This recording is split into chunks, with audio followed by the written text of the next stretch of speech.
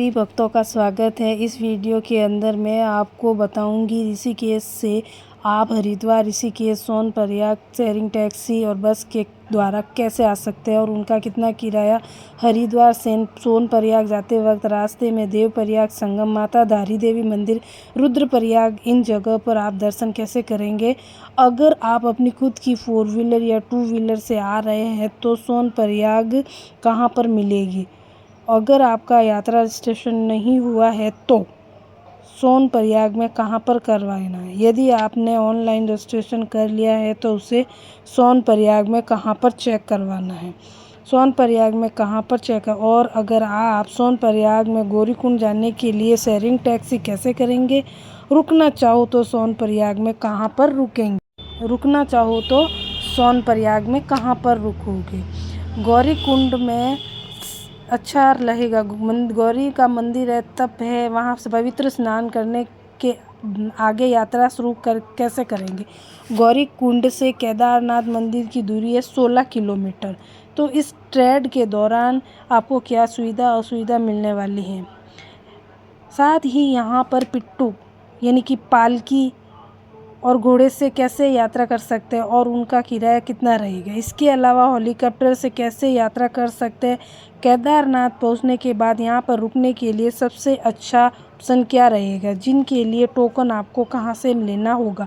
दर्शन कैसे करना है। केदारनाथ दर्शन के बाद यहाँ पर बने श्री ईशान बाबा देव मंदिर, अमृत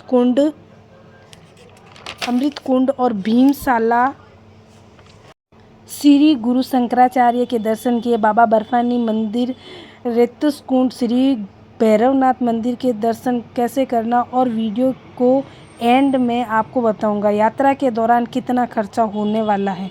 तो चलो दोस्तों शुरू करते हैं। केदारनाथ यात्रा। हर हर महादेव का जयकारा जरूर लगा देना। केदारनाथ धाम या आप ट्रेन से आ रहे हो तो सबसे नज़दीकी railway station Haridwar Rishikesh railway station. Rishikesh की ट्रेन नहीं मिलेगी, हरिद्वार से ही मिलेगी। हरिद्वार ट्रेन मिल जाएगी। गेट नंबर 3 बाहर आएंगे तो थोड़ा बाहर जाएंगे, गेट नंबर 2 के सामने ट्रेवल्स वालों के ऑफिस हैं जिसका किराया पर मेंबर 800 रुपये लगता है। यही आप सोनप्रयाग और चारों धाम की यात्रा टैक्सी बस स्टैंड भी बना हुआ है। सोनप्रयाग जाने के लिए 600 रुपये में बस की सुविधा ही मिल जाएगी। हरिद्वार से सोनप्रयाग टैक्सी यानी कि शेयरिंग टैक्सी। हरिद्वार से सोनप्रयाग की दूरी 225 किलोमीटर। सोनप्रयाग पहुँचे 7 से 8 घंटे लगते हैं। हरिद्वार से लगभग 22 किलोमीटर एक ऋषिकेश होता है जिसे योग नगरी कहते हैं। हरिद्वार से ऋषिकेश होते हुए आगे जा चुके खाने पीने की दुकानें,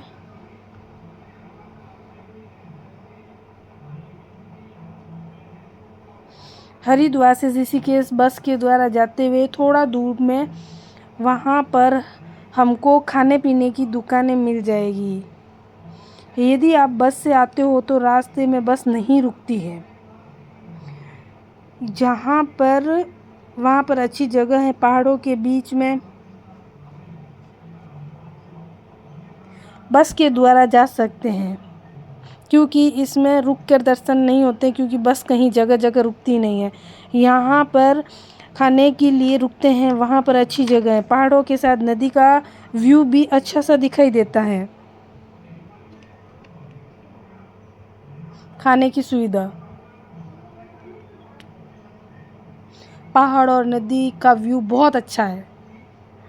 हरिद्वार से 19 किलोमीटर हम पहुंच चुके हैं संगम नगरी देवप्रयाग। यहाँ पर एक तरफ अलकनंदा नदी,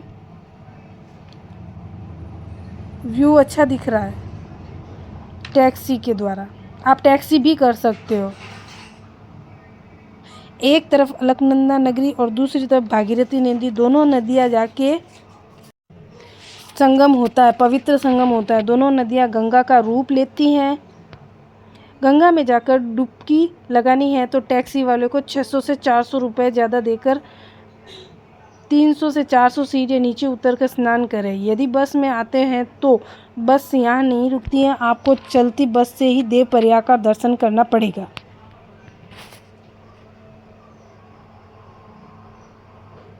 देवप्रयाग संगम से ही आप आगे बढ़े तो रास्ते में कई सारे ऊपर आपको बंचिंग जंपिंग देखने को मिलते हैं। बंचिंग जंपिंग भी कर सकते हैं।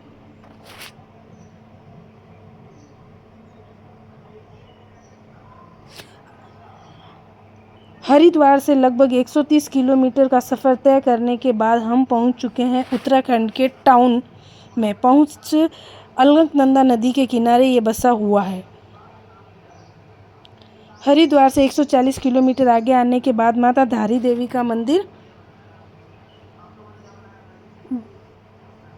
जाने के लिए 700 से 800 किलोमीटर नीचे उतरकर जाना पड़ता है। भैरव जी के दर्शन। माँ धारी देवी मंदिर बहुत ही बड़ा मंदिर है, पवित्र मंदिर। माँ धारी देवी को उत्तराखंड की रक्षक कहते हैं। माँ धारी देवी को उत्तराखंड का रक्षक बोलते हैं। मान्यता है, ये मानते हैं, माना जाता है कि हम माँ धारी देवी सुबह कन्या और दोपहर में युवती और शाम को वृद्धा के रूप में दर्शन देती है। यह मंदिर अलकनंदा नदी के ऊपर बना हुआ है। माँ धारी देवी मंदिर के पास में ही नदी के ऊपर जाने के लिए आप पुल है, वहाँ अच्छे से फ़ोटो खिंचवा सकते हैं। हरिद्वार से 16 किलोमीटर का सफ़र तय करने के बाद आ गए रुद्रप्रयाग संगम। यहाँ पर एक अलग तरीके बद्रीनाथ से और एक अलकनंदा नदी दूसरी तरफ से मंदाकिनी नदी, और इन दोनों नदियों का पवित्र संगम होता है। यह स्थान भगवान शिव यानी कि रुद्र को है, इसलिए इसे रुद्रप्रयाग संगम भी कहते हैं। यहाँ का व्यू और रुद्रप्रयाग संगम अच्छा है।